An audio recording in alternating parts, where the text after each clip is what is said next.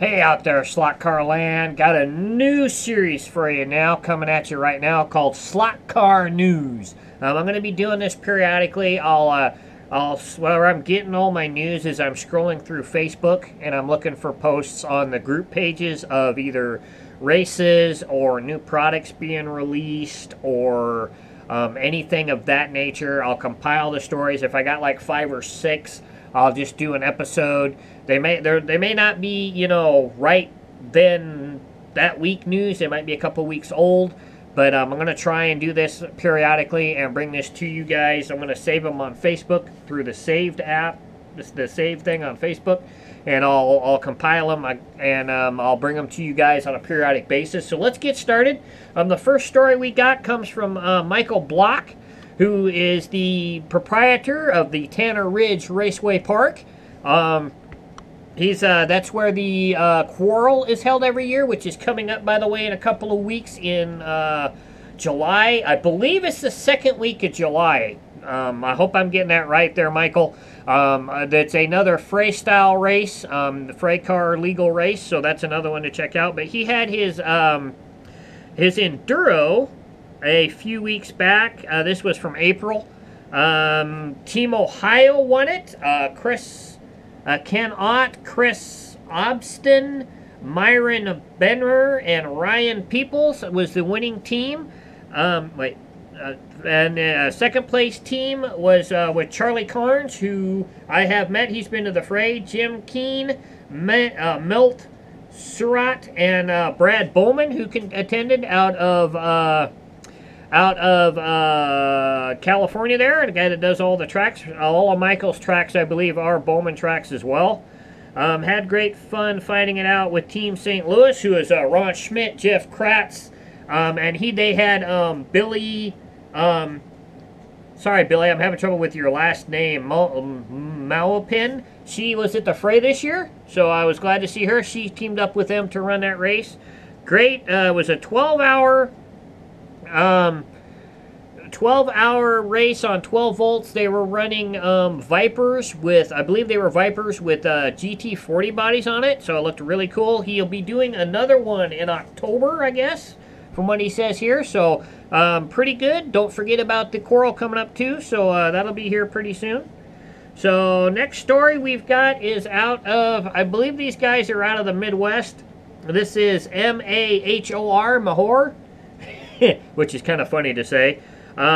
This is the squad that Clint Boyer runs with. We just met Clint at the Fray this year. So this is out of St. Louis. I believe they're in the greater St. Louis area. This is also from April 24th. They had the round 14 race Saturday night at Clint's house. They ran, once again, able tradition, they ran stock, pro stock, and a stock IROC race.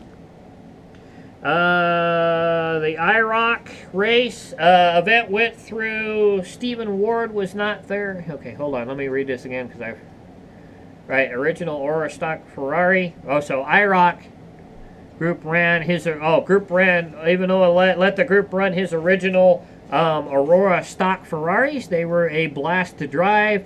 Stock magnets, shoes, brushes, and more. We ran 3-minute round robin.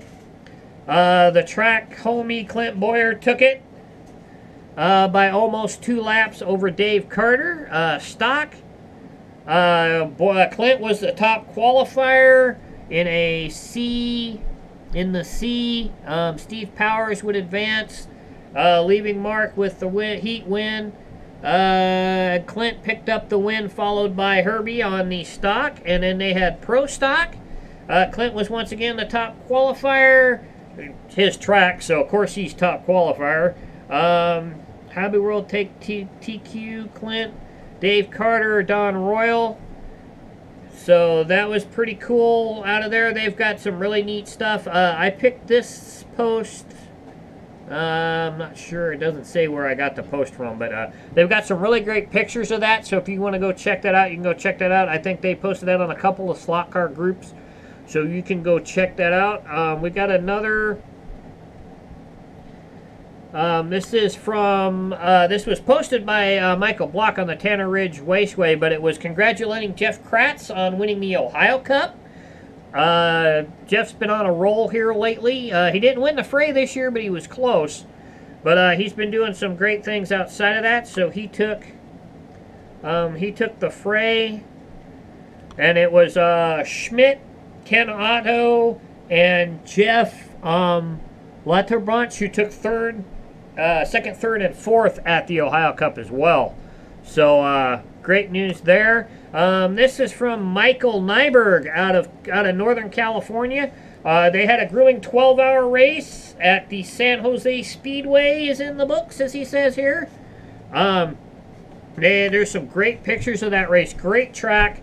That was, I can't think of his name right off the top of my head of who owns that track. They're out of the Greater Bay Area. Looked like they had a great time at that race. So good, congratulations to you guys. That was from May, and then Jeff Ken Stevens. They just had a fray race at his place. He's another one of the Bay Area guys. Races with the South Bay boys. They just had their the fray in Fremont, as he calls it, at his house. Had some great times there. Ran some great racing with freight cars and a couple of, I think they had a couple of Aston. They had